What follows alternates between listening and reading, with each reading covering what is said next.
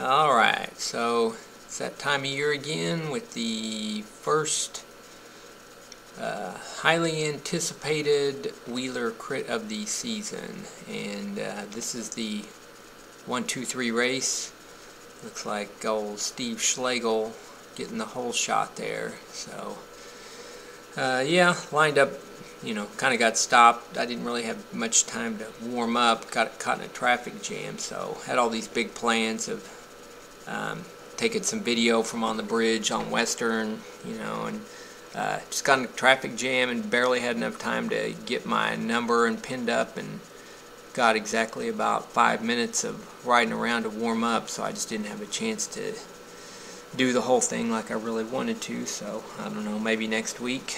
But anyway, yeah, I started on the front row. Usually I like to start in the back to try to get a idea of all the riders and rider count and such, but I don't know. I honestly didn't look super closely, but I would guesstimate somewhere between 20 and 25 maybe. But there's a pretty huge turnout, just driving up. I couldn't believe how many cars were out there actually, people spectating or racing or what have you. But it looks like Steve just came back, and it was pretty animated at the beginning.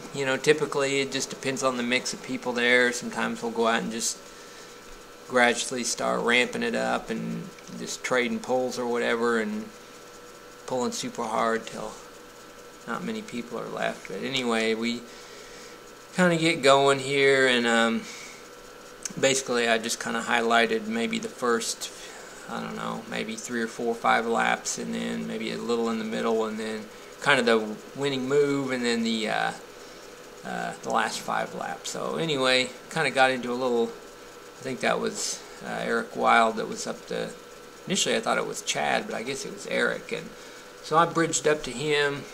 I don't know, burned one pretty good match here, bridging up, and I don't know, Paul bridged up to us a little bit later, and I don't know, seemed like we could have made it stick, but we never really got super organized.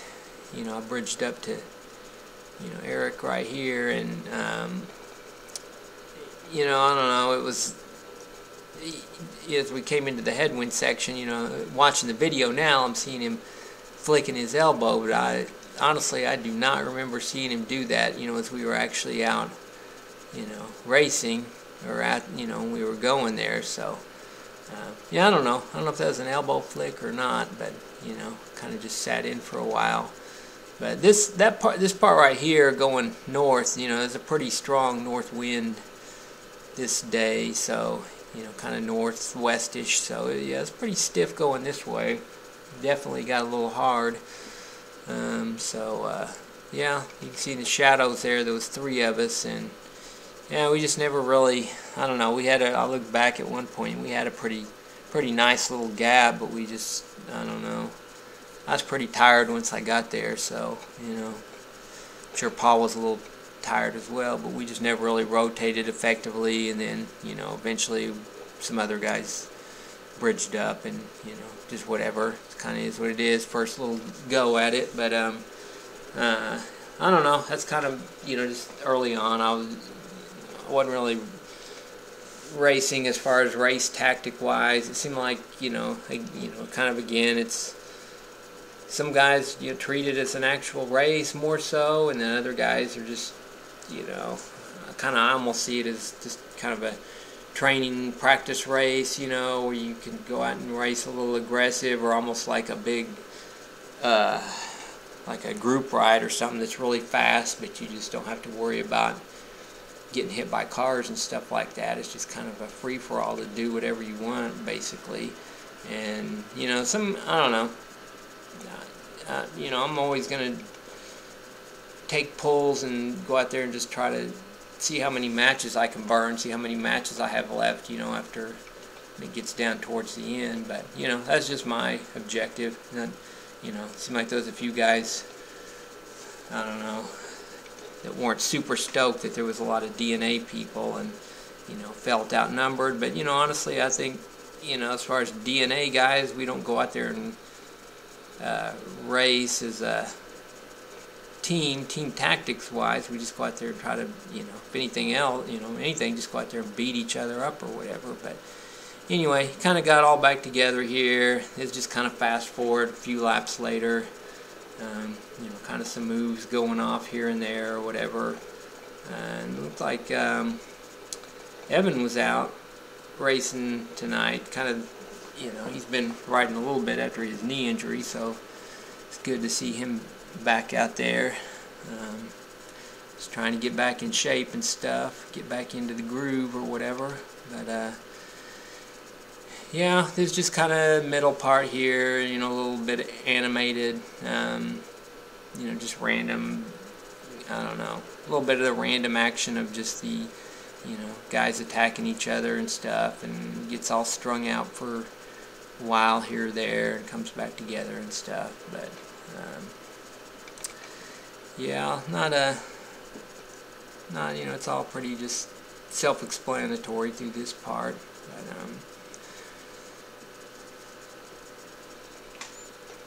yeah, there's a lot of quite a few people. I'm not really exactly sure who they were. Guys out from out of town, or I don't know. It was just kind of nice seeing some different people that were maybe had not done it before, whatnot. But yeah, it's kind of the same old, the same course, which is, it's a fun little course. Hard, just it's more of a, wind is kind of the primary obstacle. There's one little section right here where the pavement's kind of sunk in. I guess that's always kind of been like that, and they usually will have one of the sign-up trailers or something kind of blocking that off. So felt kind of like a different course the way they had it laid out. This is kind of the long stretch here, and then you go into the kind of the corner parts, and that's where the start-finish line was this year, and where everybody parked. So you can see still pretty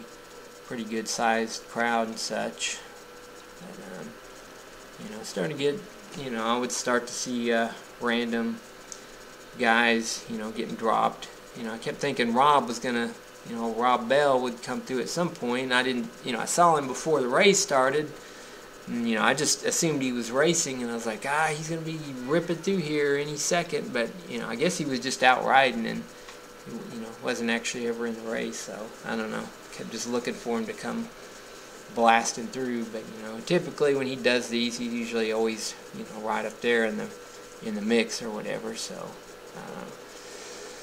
I don't know. But yeah, this was one part here going into the headwind, and Andy, I just remember this part being pretty hard because Andy took a pretty hard little pull right here, and I was just kind of, god dang, this is gonna be a long day. But wouldn't be for too much longer, because he ended up see the winning move coming up here shortly. So